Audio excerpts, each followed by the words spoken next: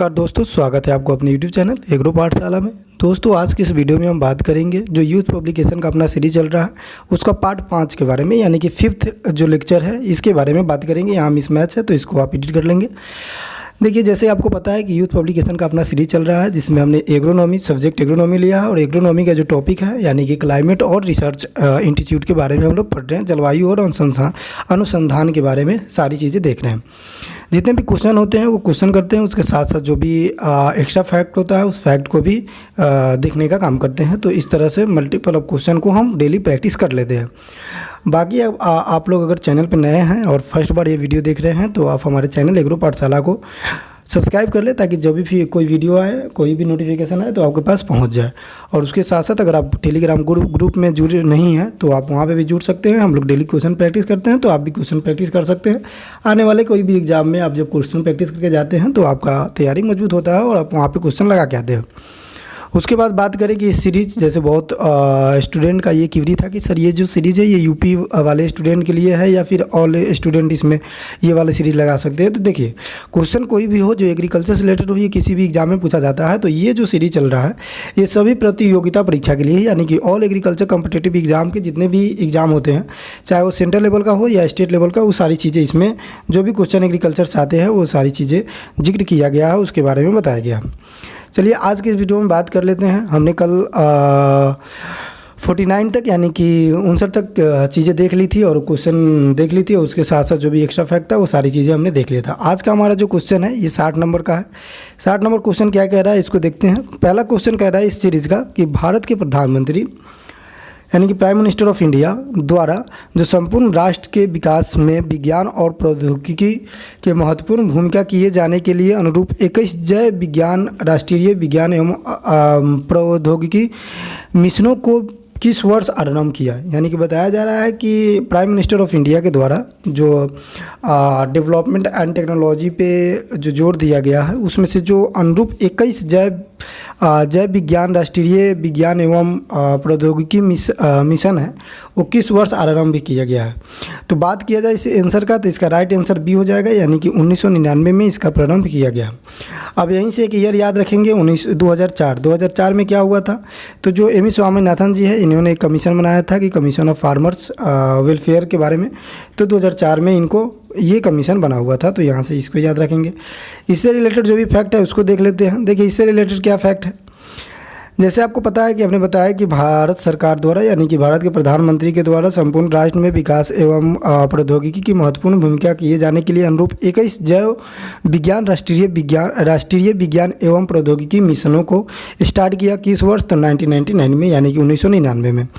उसके बाद अगर हम बात करते हैं अगला क्वेश्चन का, तो अगला क्वेश्चन ये है कि उत्तर प्रदेश को कितने सस्य जलवायु क्षेत्रों में बांटा गया है, यानी कि एग्रो क्लाइमेटिक जोन। अब एग्रो क्लाइमेटिक जोन क्या है, देखो जैसे आपको पता है कि इंडिया में डिफरेंट टाइप का डाइवर्सिटी है, उसके अकॉर्डिंग जैसे वहाँ का क्लाइमेट, वहाँ का सॉइल, वहाँ का टोपोग्राफी, वहाँ का जो मानसून होता है उसको देखते हुए इंडिया को 15 एग्रो क्लाइमेटिक जोन में बांटा गया है।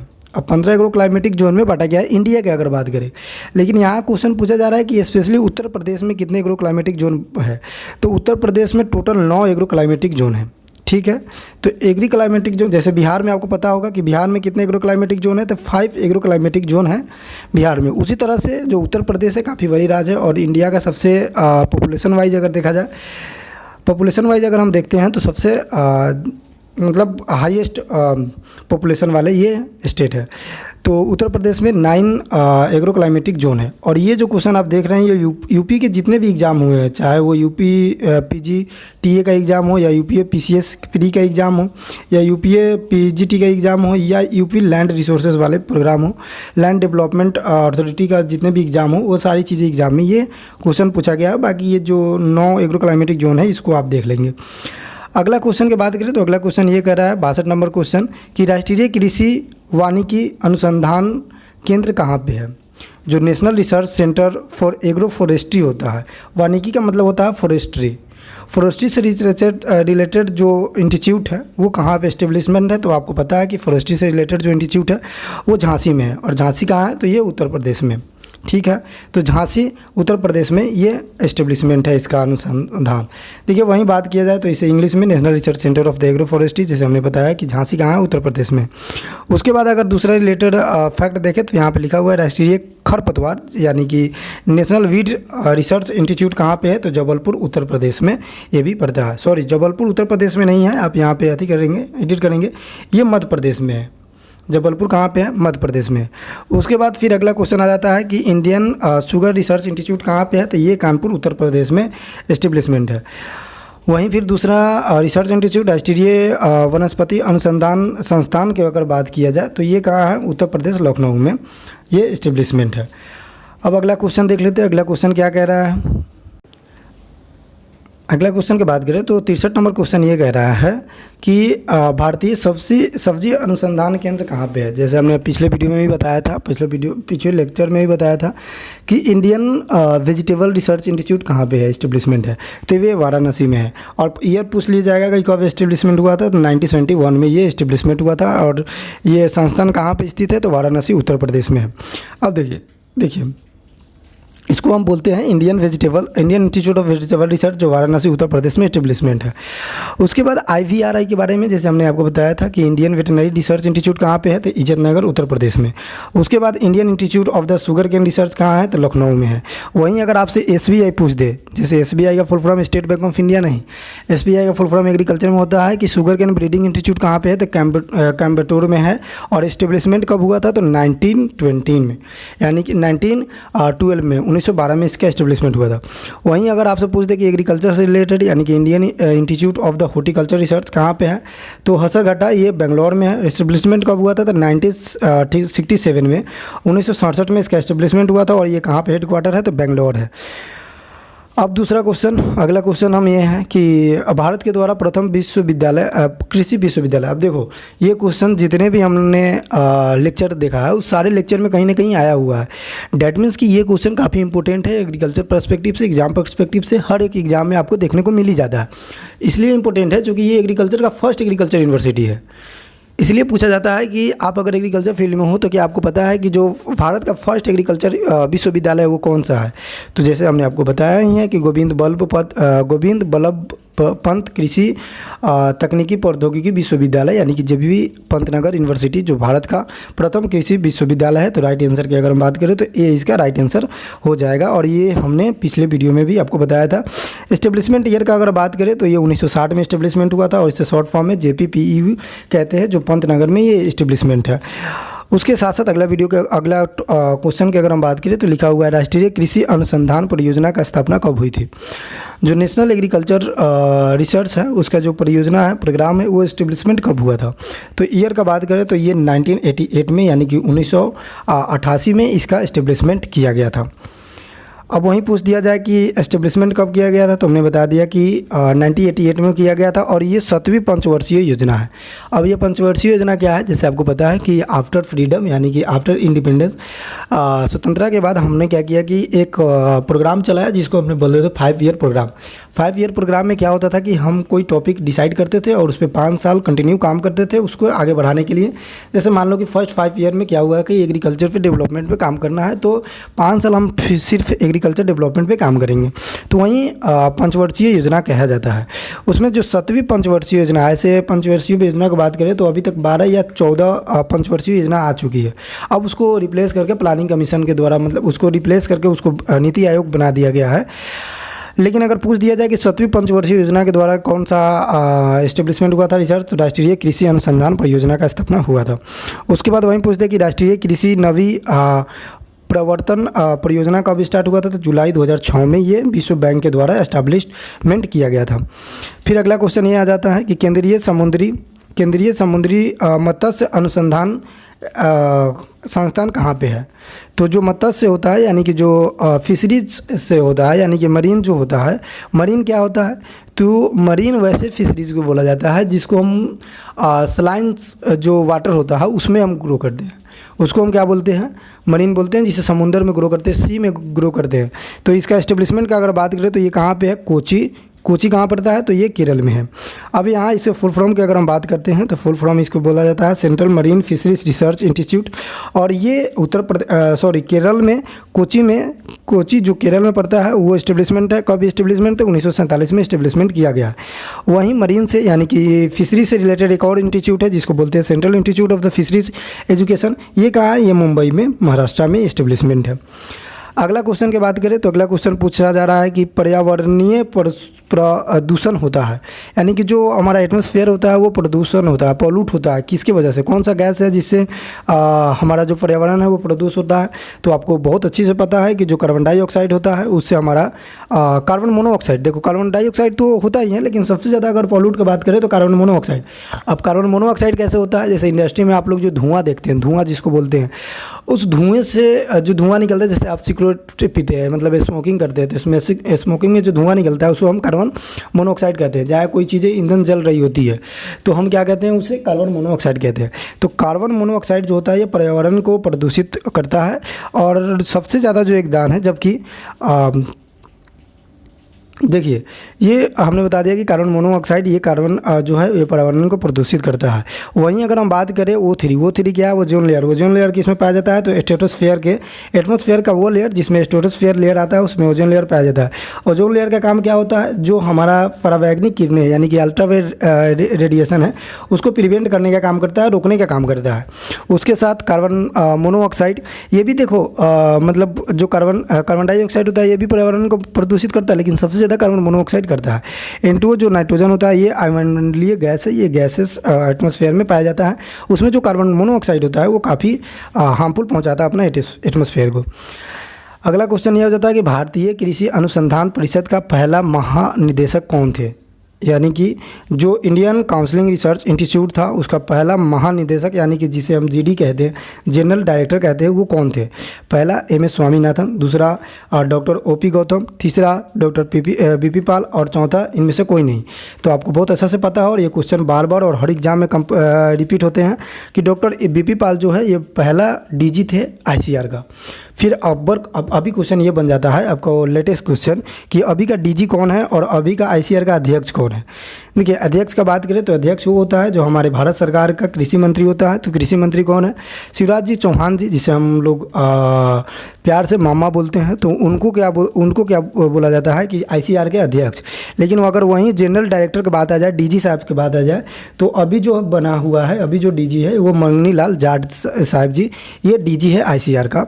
तो आप यहाँ से इसको याद रखेंगे।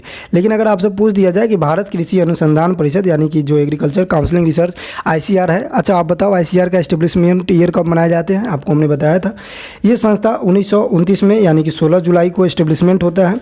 कब होता है, किससे द्वारा होता है? तो रॉयल कमीशन कब आता है? तो 1928 में रॉयल कमीशन के द्वारा ये एस्टेब्लिशमेंट होता है और 1929 में होता है। 16 जुलाई को ICR डे मनाया जाता है। इसके सिफारिश पे सबसे पहला जो DG थे वो डॉक्टर BP पाल जी के इन्हें बताया जाता है और इनको DG बनाया जाता है। इनका लोगो को बात करें तो ICR का लोगो क्या होता है? तो गेहूं का फसल का जो चित्र होता है वो ICR का लोगो होता है। तो अगर आपसे क्वेश्चन पूछ दिया जाए कि ICR का जो लोगो होता है वो क्या होता है, तो गेहूं का जो क्रॉप होता है उसको ICR का लोगो बनाया गया है। अगला क्वेश्चन की बात करें तो अगला क्वेश्चन बताया जा रहा है कि केंद्रीय मृदा एवं जल संरक्षण अनुसंधान एवं परीक्षण संस्था कहाँ पे है? तो देखिए इसको हमने बताया था कि water and soil conservation research institute कहाँ पे है? तो जोधपुर तो ये कहाँ पे है?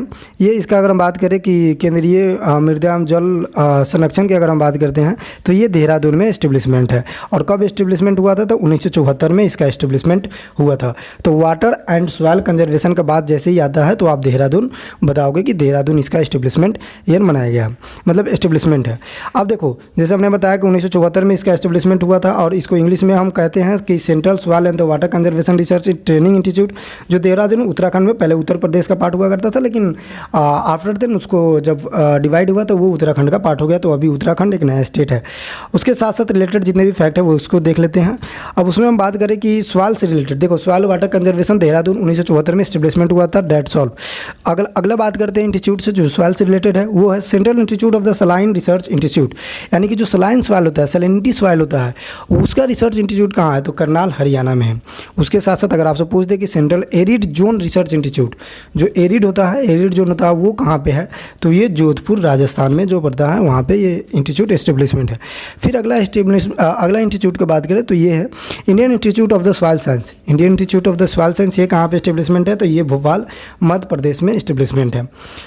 अगला क्वेश्चन ये कह रहा है कि भारतीय संकर संस्थान कहाँ पे है, संकरा संस्थान कहाँ पे है, यानी कि Indian Institute of the Sugar Cane जो होता है उसका इंस्टीट्यूट कहाँ पे है, तो ये इसका इंस्टीट्यूट की अगर हम बात करें तो ये कानपुर में है। और इससे रिलेटेड और देखिए ये एलटी के एग्ज़ाम में आया हुआ है, तो यहाँ से भी और रिलेटेड जितने भी इंस्टीट्यूट है उसको देख लेते हैं। जैसे Indian Institute of the Sugar Cane Research, तो ये लखनऊ में है। उसके बाद एसबीआई, जैसे हमने आपको बताया कि कोयम्बटूर कहाँ पे, तमिलनाडु में पाया जाए, तमिलनाडु में है। और तमिलनाडु में कब इस्टेब्लिशमेंट हुआ था, तो 1912 में। तो आपसे पूछ दिया जाए कि when was the establishment of the SBI, यानी कि शुगर केन ब्रीडिंग इंस्टीट्यूट, तो पहले तो इस्टेब्लिशमेंट बताएंगे ईयर 1912 में। उसके बाद अगर स्थान का नाम पूछता है कि कहाँ पे, तो कोयम्बटूर कहाँ पड़ता है, तो तमिलनाडु।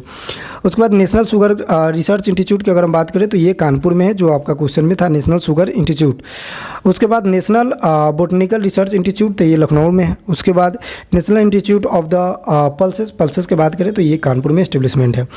उसके अगला बात सेंट्रल पोटैटो रिसर्च इंस्टीट्यूट, तो ये मेरठ में है, तो यहाँ से याद रखेंगे। उसके बाद central institute of the sub tropical horticulture, अब सब ट्रॉपिकल हॉर्टिकल्चर एस्टेब्लिशमेंट कहाँ पे है, तो लखनऊ में है, सब ट्रॉपिकल हॉर्टिकल्चर। उसके बाद सी मैप की बात करें, सी मैप का मतलब होता है central institute of the medical and the aromatic plant, तो ये कहाँ पे है, ये सी मैप लखनऊ में है। लेकिन वहीं बोल दिया जाए कि aromatic plant and medical plant का बोर्ड कहाँ पे है, तो आनंद गुजरात। ठीक है, बोर्ड पूछा जाएगा एरोमेटिक प्लांट का, तो आनंद गुजरात में बताएंगे।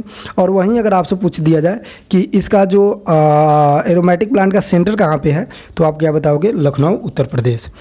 अगला क्वेश्चन ये पूछा जा रहा है कि भारत चारागाह एवं चारा अनुसंधान कहाँ पे है, यानी कि फोडर से रिलेटेड है, तो फोडर इंस्टीट्यूट कहाँ पे है, तो हमने आपको बताया कि फोडर या फॉरेस्ट झांसी में है। झांसी कहाँ पे है पड़ता है, तो उत्तर प्रदेश में ये पड़ता है। अब यहाँ पे इंस्टीट्यूट भी दिया हुआ है, तो इंस्टीट्यूट भी देख लेंगे। यहाँ पे बताया गया है कि जो इंडियन ग्रासलैंड एवं द फॉरेस्ट रिसर्च, जैसे हमने बताया कि झांसी में कब इस्टेब्लिशमेंट हुआ था, 1962 में, और झांसी कहाँ है, तो ये उत्तर प्रदेश में है। अगला क्वेश्चन इंडियन वेटनरी रिसर्च, हमने आपको बताया कि उत्तर प्रदेश में इस्टेब्लिशमेंट हुआ था 1984। उसके बाद Indian Institute of the veterinary research, तो ये वाराणसी में पड़ता है, इंडियन वेटनरी रिसर्च। और उसके साथ साथ बात करें कि सेंट्रल एवियन रिसर्च इंस्टीट्यूट, जैसे कि हमने आपको बताया कि सेंट्रल एवियन रिसर्च इंस्टीट्यूट कहाँ पे पड़ता है, तो इज्जतनगर उत्तर प्रदेश में इसका इस्टेब्लिशमेंट संस्थान है।